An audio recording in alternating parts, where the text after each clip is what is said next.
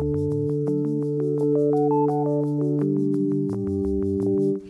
¿cómo están? Yo soy la doctora Delice García Odos Castro, para los que no me conocen, y para aquellos que ya me conocen y que siempre ven mis videos, pues muchas gracias y bienvenidos nuevamente a mi canal. El día de hoy les voy a hablar acerca de un tema muy importante y que es un problema de salud pública a nivel mundial. Es un problema muy complejo que siempre ha existido, pero que cada vez está en aumento y que es pan de cada día, lo vemos día a día en las noticias. Voy a hablar acerca del suicidio, ¿no? El suicidio lo vemos día a día en las noticias, como decía, ya sea entre adolescentes, ya sea entre hombres, mujeres descontentos con la vida, que han perdido el trabajo, que sufren de depresión o de otro tipo de trastorno mental. Lo vemos entre actrices, entre actores, entre cantantes de grupos muy conocidos, entre otros. El suicidio, según la OMS, ocupa cerca de 800.000 muertes anuales a nivel mundial. Y es la segunda causa de muerte entre las personas que tienen 15 a 29 años. Para el 2014 se hablaba de una muerte cada 40 segundos. Sin embargo, para el 2020 se habla que 1.53 millones de personas mueren a causa del suicidio, que los intentos suicidas aumenten del 10 a 20 veces más, y se hablaría de una muerte cada 20 segundos o un intento cada 2 segundos. En el Perú mueren de 1 a 3 personas al día a causa del suicidio. Y el 70%, el 70 al 80% de estas personas sufre de depresión.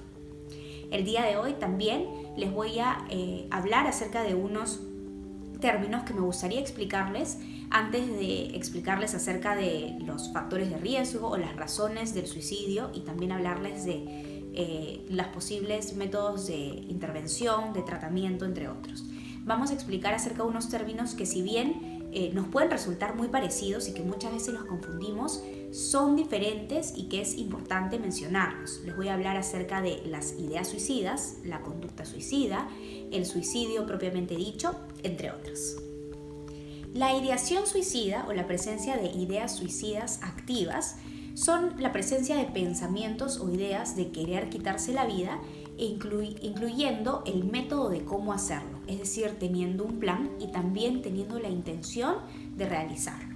Por otro lado, la ideación suicida pasiva o la presencia de ideas suicidas pasivas es la presencia de estos pensamientos o ideas de querer morir sin la necesidad de saber cómo hacerlo, ni teniendo un plan y tampoco teniendo la intención de hacerlo. Las autolesiones no suicidas, como expliqué en un video anterior, es la conducta de realizarse autolesiones sin el fin de quitarse la vida o sin la intención de querer morir. Es decir, de realizarse cortes, arañones, para simplemente sentir este dolor, que ellos lo pueden tomar como un placer. El suicidio finalmente es el acto fatal autoinfligido con evidencia de que se realizó con la intención de morir. La suicidalidad finalmente es un término que abarca tanto la ideación suicida como la conducta o el intento suicida. Ahora voy a pasar a explicarles más que nada y a resaltarles ciertas cifras que son muy alarmantes, pero que nos van a permitir darnos cuenta de la importancia de este tema. Darnos cuenta que es muy importante no solamente conocer la presencia de alguna idea suicida, sino tener el antecedente de haber tenido algún intento, alguna conducta suicida, la importancia de conocer los factores de riesgo, las causas, la importancia de conocer qué hacer, cómo prevenirlo, cómo identificarlo, cómo manejarlo, cómo poder intervenir y finalmente tratarlo. El comportamiento suicida no fatal, es decir, la presencia de ideación suicida, es mucho más común que el suicidio. A nivel mundial, aproximadamente la presencia de ideas suicidas se encuentra entre un 9% y el suicidio está entre un 2.7%. En adolescentes y en jóvenes esto está cada vez más en aumento, ya que los intentos suicidas a nivel mundial en jóvenes y adolescentes es del 12 al 33%, y el suicidio finalmente entre un 4 a un 9%. También es muy importante resaltar que las personas de edad avanzada también tienen una elevada frecuencia de intentos y de suicidio finalmente, sobre todo aquellos que sufren de trastornos físicos acompañados de depresión y de ansiedad. Sin embargo, las causas que determinan que una persona piense o intente suicidarse entre una persona de edad avanzada y un adolescente o un jóvenes son completamente diferentes. Ahora les explicaré acerca de que existen muchísimos que son los factores que interactúan entre sí para determinar finalmente que una persona idee, intente y finalmente se suicide.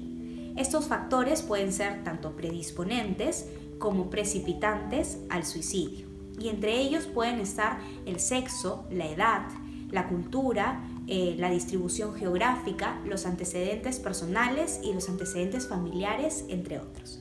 Por ejemplo, en el caso del sexo, las mujeres suelen intentar e idear tener estas ideas suicidas más frecuentemente que los hombres. Sin embargo, los que finalmente van a suicidarse son los hombres, más que las mujeres.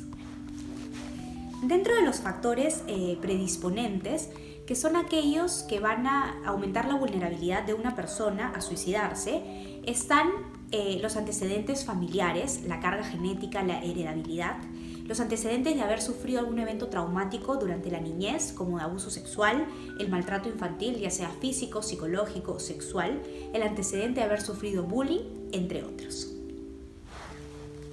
Dentro de los factores que van a precipitar que se desarrollen estas ideas o esta conducta suicida están la elevada agresividad o impulsividad que posee una persona, la depresión a la cabeza, otros trastornos mentales como la ansiedad, la esquizofrenia, el trastorno bipolar, el trastorno mental a causa del consumo crónico de drogas y de alcohol, la bipolaridad, los trastornos de personalidad, entre otros. Dentro de otros factores que también van a influir en estas ideas o estas conductas suicidas van a ser también el tener problemas de sueño, el vivir solo, el ser muy introvertido, el tener ciertos problemas en las interacciones interpersonales, el tener problemas legales, problemas financieros, el haber perdido a un ser querido, el estar pasando por un duelo, el sufrir de alguna enfermedad física que se relacione con depresión o con ansiedad, el sufrir de algún trastorno crónico que no tenga ninguna relación con un trastorno mental, el tener alguna lesión cerebral, entre otros. Finalmente, todos estos factores, tanto predisponentes como precipitadores y como los últimos que les he explicado, van a interactuar con los factores del medio ambiente, el factor externo, que van a ser principalmente los medios de comunicación y el pobre acceso a los servicios de salud mental. Ahora bien, ¿cómo podemos intervenir para poder prevenir y tratar estas ideas o estas conductas suicidas? Para la prevención es muy importante que intervenga y participe tanto la comunidad, el colegio, la casa, las universidades, el trabajo, todos ellos que refuercen cómo comunicarle a las personas acerca de las causas del suicidio, comunicar la relación que existe entre tanto los trastornos mentales, trastornos físicos con el suicidio, comunicar a dónde acudir si es que tenemos algún síntoma de depresión, cómo identificar estos síntomas de la depresión, a quién acudir, cuándo acudir y también saber reconocer e identificar cuando otra persona también tiene alguno de estos factores de riesgo. Para identificar a las personas que tienen un elevado riesgo de suicidarse, pues hay un dato muy importante que lo debemos de manejar muy bien los familiares de esta persona como los médicos, y es que la mayoría de personas que intenta o está pensando en suicidarse, pues los 12 meses anteriores ha buscado ayuda, ya sea en el médico, en el psicólogo, entre otros. Por lo cual el antecedente de haber acudido a un servicio de salud es muy importante.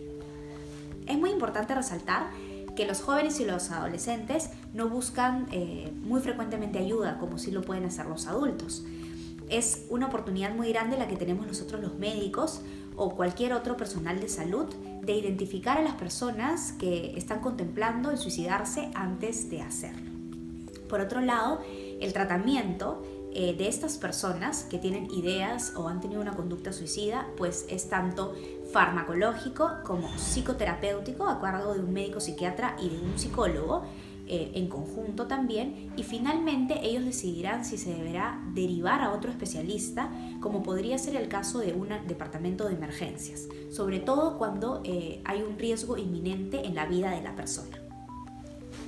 Es muy importante que su médico, su psicólogo y sus familiares tengan en cuenta mucho todos los factores del medio ambiente que sirven de detonantes para la conducta o las ideas suicidas.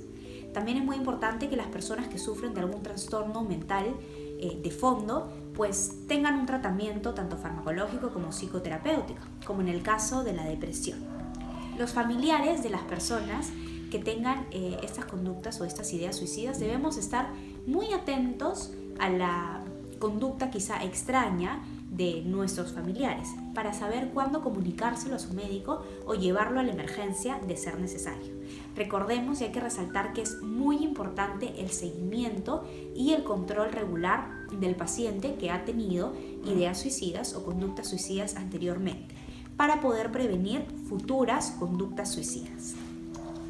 Espero realmente que les haya gustado este video y espero también poderles haber transmitido la importancia que tiene este tema, la importancia de conocer los factores de riesgo, estos factores detonantes, la importancia de saber cómo prevenir que alguien tenga estas ideas o este intento suicida, la importancia de reconocer cuando alguien los tiene, la importancia de saber cuándo pedir ayuda, cómo y dónde pedir ayuda, entre otros. Y también conocer toda esta importancia a través de estas cifras tan alarmantes que estamos manejando en el Perú y en el mundo. Así que espero realmente que les haya gustado. No duden por favor en escribirme, en mandarme algún mensaje por inbox, ya sea a la página de Facebook o aquí en YouTube. Entonces no se olviden por favor de darle like al video, de compartirlo para que la información llegue a más personas y sea mucho más útil. Sobre todo de darle like a mi página de Facebook, Abelice Sana Tu Vida, y también de suscribirse a mi canal de YouTube dando clic al botón rojo que dice suscribirse. Nos vemos en el próximo video y les mando un beso inmenso. Chao.